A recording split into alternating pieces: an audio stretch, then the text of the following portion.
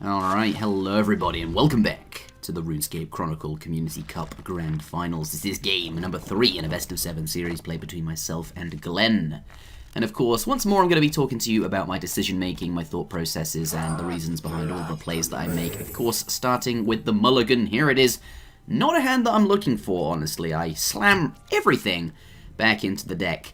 And I remember the casters on stream when this game happened live were not too impressed, or they didn't really like my decision to do that. And you can see why, right? 2 Revenant Dark Beasts and a Tokash do drop into my hand. A fairly janky hand that I'm really not very impressed with. I slam them down on the board. Of course, I'm not going to press play. I'm just showing the viewers who were watching this live that I wasn't too impressed with my hand. And the mulligan was fairly ambitious. I did it for a very specific reason, which I'll talk about in a moment. But I'm going to play KGP Agent and Krasian Warrior, which are the only 2 playable cards, really, that fell into my hand. Move them up to the end of the chapter because I want to play around Fern or Work Order, or something like that that might increase my Krasian Warrior's health. I'd ideally like the thing that increases the health to hit the KGP Agent, but then I decide, well, I'm going first, and he might also play a Dust Devil, so if I get the KGP Agent, I'll get the attack, and then I'll be able to kill that Krasian Warrior before the Dust Devil resolves, meaning that I won't have to tank 7 by hitting the Krasian Warrior, and that is actually what ends up happening. Yeah, so the mulligan. I had a couple of cards in my hand which certainly would have been worth keeping if I was going for a standard mulligan, those being, of course, Sergeant Slimetoes, Count Draenor, and I believe on stream Monolith Chamber was mentioned, though I'm not necessarily sure if I would have kept Monolith Chamber even in a standard mulligan, because if you take a look at the deck list, which is in the description of this video, there is really not very much gold in this deck at all. So the likelihood that I would have the gold on Chapter 1 to pay for that is actually unlikely, and Monolith Chamber as a result of that is something that happens more in the mid-game when playing this deck. But yeah, the reason I got rid of all of those cards and I went for this, what I'm calling not a standard mulligan, is because I just saw a Weapon Linzer come out of Glen, which I'm really frightened of. Honestly, from all of the playtesting that I've done with Unforgiven in preparation for this tournament, I respect Unforgiven very much as a player. Do go check out his Chronicle channel, there'll be a link to that as well. We kind of concluded, or at least I did, that Raptor does not stand very much of a chance versus Weapon Linzer.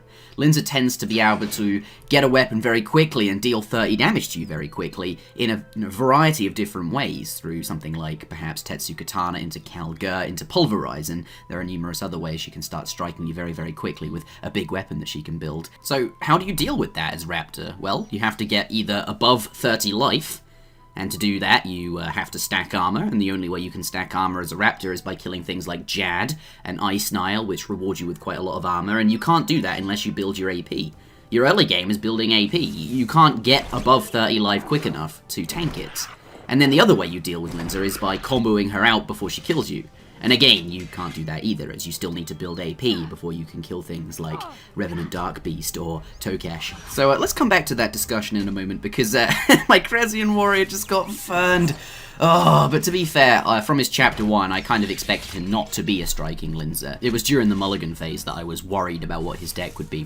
Evidently from his Chapter 1, that wasn't his agenda at all. And on this chapter, I decided to play Sergeant Slimetoes at the very start. In case he did lower my attack again, I would at least have the weapon. Or if he did play Fern or Work Order or something that would increase my Krasian Warrior's health, I'd have that weapon to help me kill it in much fewer hits than I would normally, so that I wouldn't take massive amounts of damage. Then managed to pay for a Monolith Chamber, which is quite nice, as I did find the gold for that on Chapter 2, so pretty pleased about that, though I am still quite worried about him being further ahead than I am. As you can see, he's on exactly the same attack as me, and that's quite concerning as a Raptor, because, well, when they have 7 gold, and Karam is a card that exists, there's definitely cause to be concerned. But let's talk about that mulligan again. We still haven't finished talking about that on Chapter 3. Basically, I could have just summed it up in a few words. What I'm trying to say is that I was aggressively mulliganing for that Kalphite Emissary that I'm now playing in Slot 2 there. The reason it's going in Slot 2 is to make sure I categorically deny a Karam if there is one.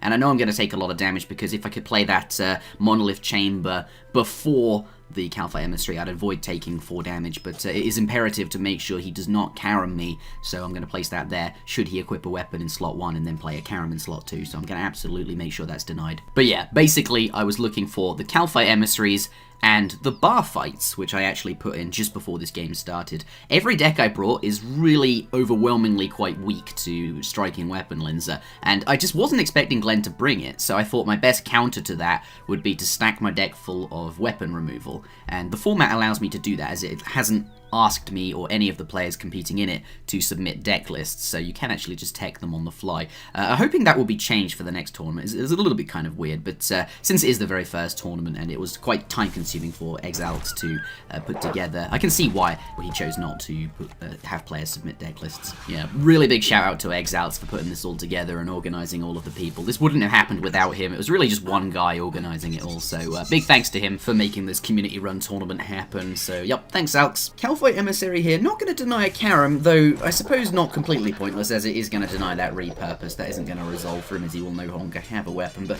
it feels kind of underwhelming, because Calphite Emissary destroys 5 armor anyway, and I guess repurpose gives him 10 armor. I guess the point I'm making is I'd like to have hit something more substantial. Either way, though, do still hit something, and that is quite nice. And I think because I didn't see Karam there, I can conclude that he doesn't run it in his deck, and this is also based on encounters I'd had with Glenn, you know, speaking to him, seeing what he said about the game previously as well. So I'm going to assume he doesn't have Karam in his deck from this point going forward. This chapter, though, I do go pretty low on health, but bring myself back up there with a Dagannoth Fledgling. And the reason I'm happy to go so low on health is because I know what his deck is like. It's not got that much damage in it. Really, the only damage in it is the damage that I'm going to do to myself when fighting creatures, because he's lowered my attack or increased my creature's health, something like that. He's not actually going to try and burst me out, so I'm happy to go quite low on health. And as you can see, there's 2 Color and Nomancers in my hand. I can get my health back up very, very easily. In other matchups, I wouldn't go quite that low, but in this one, I'm completely happy to do that here. I ought to really play a Coloromancer in slot 1 there, because I know, yes, I'm not going to get the most value out of it, but I might as well. It's a slot, and overall I would gain 2 health off it, and I'm going first, so it's not even like it's a risk where I'd be losing 8 health before I then get the 10 health back. It's not a risk. I could play that there, and I think that is objectively a mistake. Especially when you can see that I've played a White Wolf. I'm going to draw more cards, and my hand is already quite full. I'm going to go into the next chapter with not enough space in my hand to draw those 3 cards that you get at the start of the chapter. So the fact that I didn't play the Coloromancer is actually blocking a draw, so really should have seen that, but not something I was thinking about at the time. And yeah, here I do gain a weapon, and that's exactly what I need to kill this Count Draenor. Now back up to 5 attack, and that's really convenient, so I throw out the thanks. I found that quite funny at the time. And Count Draenor, an excellent card, going to heal me for 4, and give me the reach that I absolutely need to kill that Jad very safely. So bringing my AP up to 5, and pretty high on health, so pretty happy about that. Yeah. This chapter, I also drew some more weapon removal in the form of Bar Fight, and all of these things combined, normally I'd feel very confident going into the final chapter, knowing that I would absolutely win, because Linza does not really get very much attack, at least compared to Raptor, and she hasn't been able to decrease my attack that much, and I don't think she runs Karam, so I think it's going to stay pretty high. And normally I could just walk into the final fight and just win quite easily, especially since I have the capability to get my health back up to 30, but in this game, that might not necessarily be true, as he might be able to bring a weapon into the final fight. He certainly has the gold to buy one. Tetsu Katana could be in that final slot, and since I'm going first, there's nothing I can do to stop him from equipping that. He's going second, that'll be the last action in the entire game that happens, and I can't stop that. It's uncounterable. So right now I'm wishing I could go second. I wish I was the one going second, because then I could put that bar fight at the end of the chapter and I'd be very confident about how I was going to play this chapter. Basically it would look like this: KGP Agent into Colnaromancer into Ice Nile for lots of extra health and that 1 extra attack the KGP grants. But you know, all of these things I've just told you about are going through my mind, and I'm thinking, that's not safe. I can't win in that way. It's dangerous. So I think, okay, what do I do? Definitely Bar Fight, as I mentioned, is not useful at the end of the chapter. I can get rid of that weapon that he has right now.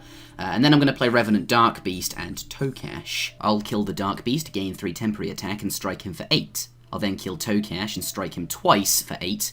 And that totals, of course, 24 damage. Plus 5 from Bar Fight is 29, and then I'm going first, I get the first strike in the final fight, that's lethal. These calculations, of course, assume that I stay at 5 attack. So I'm thinking, maybe I should play KGP Agent, just to make sure that if he does decrease me down from 5 to 4, using a Dust Devil, we've only seen 1 Dust Devil out of him, I haven't seen any Ogre Brutes out of him, it's quite likely I go down to 4, and if that happens, I can't win. I won't have lethal, I won't have enough damage to kill him. Ice Nile is tempting though. It's a lot of value in a single card, and honestly I don't think it should stay like that. I hope this card does receive some kind of nerf, but still, not going to play it. KGP Agent is the safer option, right? If I do go down to 4, I'll go back up to 5 with the KGP Agent. or if I stay at 5, I'll go up to 6, which makes even more damage, and everything is great that way. So, Barfight comes out, I do remove his weapon, and by the looks of it, his KGP agent there, he wasn't actually intending to use that weapon, but still I get 5 damage on him, which is necessary for my calculations.